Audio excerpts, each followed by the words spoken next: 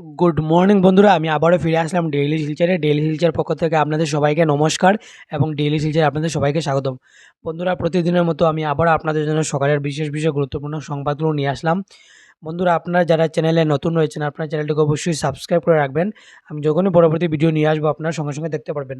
বন্ধুরা, আমি প্রত্যেকদিনই আপনাদের জন্য সকালের সব খবরগুলো নিয়ে আসি।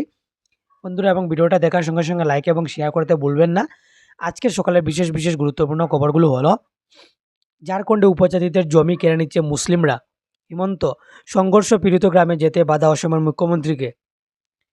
ঝাড়খণ্ডের সংঘর্ষ পীড়িত গ্রামে যেতে গিয়ে বৃহস্পতিবার বাধার মুখে পড়লেন অসমের মুখ্যমন্ত্রী ডক্টর হিমন্ত বিশ্ব শর্মা।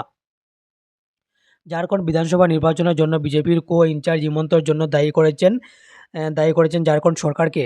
রাজ্যটির পাকুড় জেলার গোপীনাথপুর গ্রামে যেতে বৃহস্পতিবার বাধা দেওয়া হয় হিমন্তকে। রাজ্য সরকার তাকে সেখানে যাওয়ার অনুমতি দেয়নি।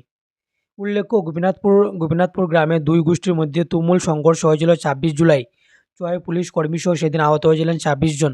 বৃহস্পতিবার ওই গ্রামেই যেতে চাইছিলেন অসমের মুখ্যমন্ত্রী হিমন্ত বিশ্ব শর্মা। তিনি বর্তমানে ঝাড়খণ্ডে দুদিনের সফরে রয়েছেন। এদিন হিমন্ত গোপীনাথপুর গ্রামে যাওয়ার পথে ডুমকা জেলার ফুলজানু চৌক সাংবাদিকদের বলেন, ঝাড়খণ্ড সরকার আমাকে গোপীনাথপুর যেতে বাধা দিয়েছে।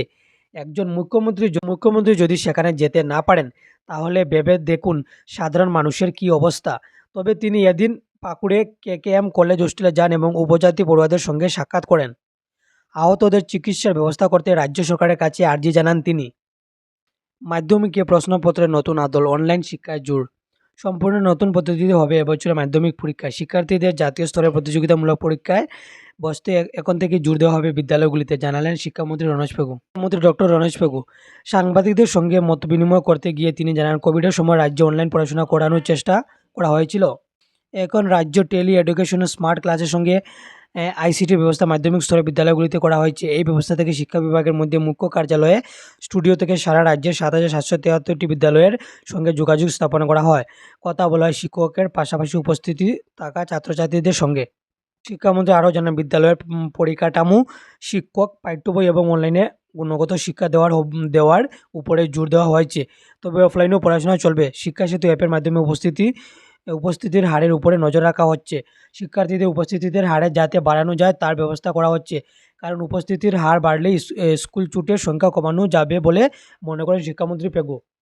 শিক্ষামন্ত্রী আরও জানান, এখন থেকে মাধ্যমিক পরীক্ষায় থাকবে না কোনো ডিভিশনের ব্যবস্থা, কারণ মাধ্যমিক থেকে প্রত্যেক শিক্ষার্থীকে প্রস্তুত করা হবে জাতীয় স্তরের প্রতিযোগিতামূলক পরীক্ষায় বসার কৌশলগত যোগ্যতা অর্জনে, যাতে উচ্চশিক্ষা গ্রহণ করতে গিয়ে ভর্তির সময় সমস্যার মুখে না পড়তে হয় পড়ুয়াদের।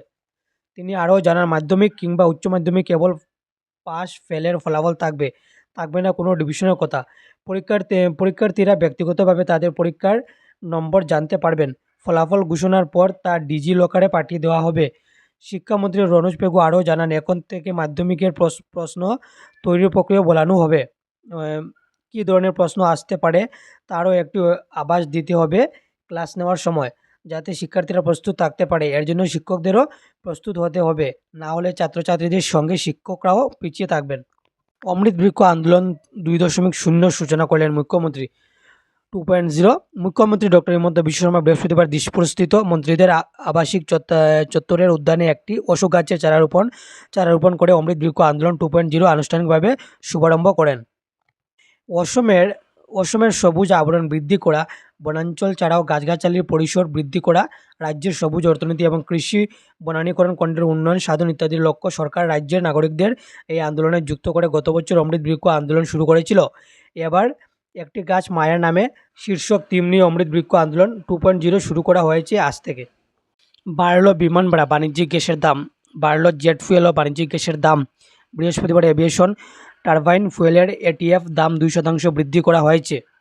আজ প্রথম ওডিআই গম্ভীরদের, অন্যদের থেকে আলাদা গৌতীর প্রশংসায় রোহিত। আজ প্রথম ওডিআই গম্ভীরদের। আর কয়েক ঘন্টা পরেই শ্রীলঙ্কার বিরুদ্ধে প্রথম ওডিআই ম্যাচে মুখোমুখি হচ্ছে ভারতীয় দল। টি-20 সিরিজে লঙ্কাকে হোয়াইট ওয়াশ করছে সূর্যকুমার যাদবের দল। ওডিআই দলের অধিনায়ক রোহিত শর্মাও নিজের দল নিয়ে আত্মবিশ্বাসী। জয় ছাড়া আর কিছুই ভাবছেন না। প্রথম ম্যাচের আগেই নতুন কোচ গৌতম গম্ভীরের প্রশংসাও করলেন তিনি। ভারতের ভারতের বাকি সব কোচের থেকে গম্ভীর আলাদা এমনটাই মনে করেন রোহিত। সবাইকে ধন্যবাদ বন্ধুরা। আমি আবারও আপনাদের জন্য পরবর্তী ভিডিও নিয়ে আসবো।